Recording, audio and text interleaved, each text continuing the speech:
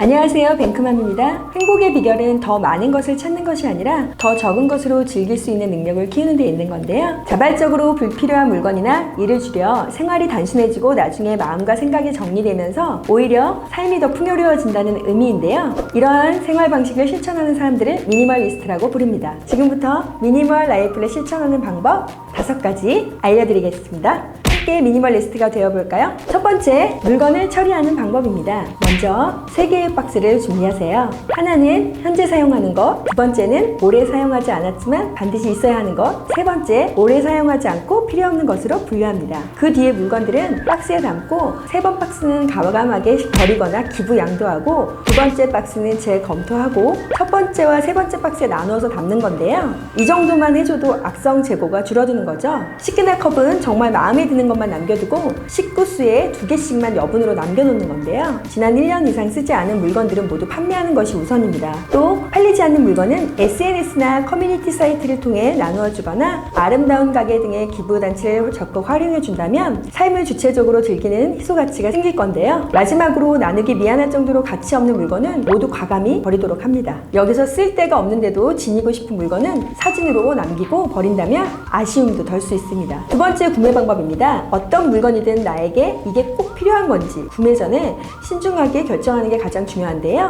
체크리스트를 만들어서 사용 목적, 사용 빈도, 크기, 무게 등 점수를 매겨본 뒤에 기준으로 생각한 점수에 미달이 되면 구매를 보류하거나 취소하는 것이 가장 좋습니다. 구매 품목 중 식료품과 생활용품 등으로 나눠서 말씀드릴게요. 먼저 식료품은 대용량 제품을 구매했다가 오래도록 물건을 방치하거나 1+1 식료품을 구매했다가 냉장고에 오래 두어 버리게 되는 경우 참 많으시죠? 이것은 절약이 아니라 오히려 낭비입니다. 저용량 제품을 1개씩 구매해서 바로바로 사용하는 것이 정답입니다. 한정상품 1+1 문구에 절대 현혹되지 마시고요. 생활용품 구매 시 여러 기능을 모두 갖춘 제품 멀티펑셔널을 선택합니다. 예를 들어 선풍기, 온풍기, 공기청정기를 동시에 이용 가능한 제품이면 좋습니다. 그리고 더불어 최대한 공간을 절약할 수 있는 제품을 구입을 하는 건데요. 폴딩 테이블이나 머피베드 등 혹은 문을 도구로 이용하는 것이 좋고 경제적으로 여유가 있다면 건조기를 사서 건조대가 차지하는 공간을 아끼는 거죠. 만약 책이 재미있어서 사려고 할 때는 사기 전에 도서관에 신청해 놓고 빌려보면 되지 않는지를 고민해보거나 전자책 단말기와 전자책 서비스를 이용하는 것을 추천합니다. 세 번째는 정리정돈입니다. 집 정리 시간을 정하세요. 정리수납에는 시간, 체력, 판단력이 필요하기 때문에 시간을 정하고 그 시간 안에 집중해 작업해야 빠르게 진행됩니다. 의욕적으로 정리에 나섰다가 체력이 딸려 마무리를 제대로 짓지 못하기 일쑤죠. 안방, 거실, 부엌, 베란다, 현관 등을 구역별로 나눠 작업 날짜를 정하는 것이 좋은데요. 한꺼번에 모든 공간을 정리하려고 하기보다는 가볍게 하루에 한 구역씩 정하세요.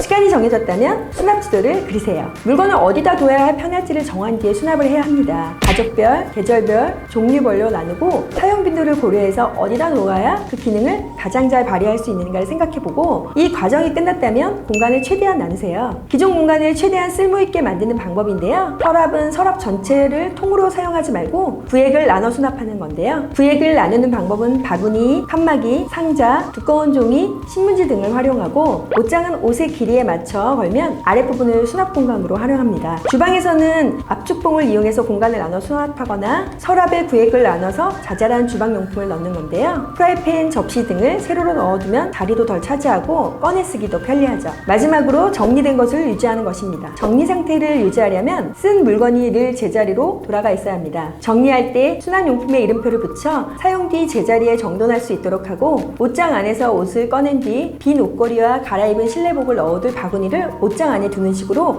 모든 물건만의 공간을 두는 것입니다. 새로운 물건 하나를 사면 기존 물건 중 오래되고 덜 쓰는 것 하나를 정리해 수납 공간을 지켜야 한다는 것 잊지 마세요. 자, 이렇게 물건 정리가 끝났다면 인간관계도 살펴보세요. 이 사람 저 사람 신경 쓰느라 괜한 에너지를 소비하는 것보다 가까운 사람에게 집중하는 것이 에너지 낭비를 막는 일입니다. 저도 얼마 전 휴대폰에 카카오톡 친구 목록을 보면서 깜짝 놀랐어요. 무려 1000여 명 가까이 있더라고요. 대학 동창부터 이전 회사 동료까지 알 수 없는 사람들도 간혹 보이고요. 나중에 밥 한 한번 먹자 이런 말 자주 들으시죠? 시간적인 여유, 경제적인 여유든지 나중에라고 이야기를 하고 지키지 않는다면 그 사람과의 관계도 뒷전으로 될 수 있다는 의미이기도 합니다. 자주 연락하지 않고 앞으로도 자주 연락할 일이 없다고 생각되는 사람들, 핸드폰에 저장된 연락처 중 필요 없는 연락처는 과감히 정리하고 SNS에서도 연락하지 않은 사람은 정리하며 가까운 사람에게 집중해보세요. 더 돈독한 사이로 발전할 수 있을 거예요. 마지막 5번째인데요. 나의 내면을 돈을 버는 일입니다. 미니멀 라이프를 이어가려면 마음을 정리하고 휴식하는 것이 물건을 정리하는 것보다 우선이 되어야 합니다. 복잡한 마음으로는 생활을 단순화시키기 어렵기 때문이죠. 내가 들어봐도 후회되지 않을 정도로 밀어넣는 노력을 했다면 포기가 아니니까 내려놓으시고요. 이렇게 최선을 다했음에도 안 되는 건 진짜 안 되는 것입니다. 안 되면 말고라는 말은 무책임하게 들리는 듯 보이지만 나의 실력 정도를 냉정하게 객관적으로 평가되었다면 희망 고문으로 자신을 묶어두지 않을 수 있습니다. 마음 비우기는 집착에서 벗어나 잠시 쉬었다 가자 라는 과정 속에서 차분히 기다림을 즐길 줄 아는 것으로 마무리되어야 합니다. 라이프를 실천하는 5가지 꿀팁을